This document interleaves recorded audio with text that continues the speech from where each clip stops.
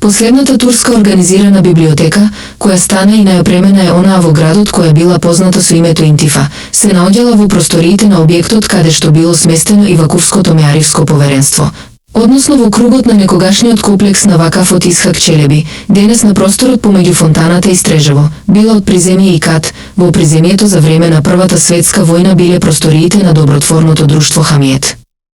На горниот кат биле просториите на поверенството. Една голема конференциска сала и просториите на библиотеката. Во неја имало арапски, персиски и турски книги кои биле сместени на рафтови, имало и многу стари и вредни ракописи и изданија, било исклучиво од затворен тип. Сите книги можеле да се читаат исклучиво во просториите.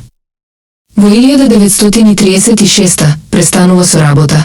Во 938 целосно ограбена и скапоцените серџати и килими завршиле на Цариградскиот пазар, случај за кој тогаш биле ангажирани 2 полиции.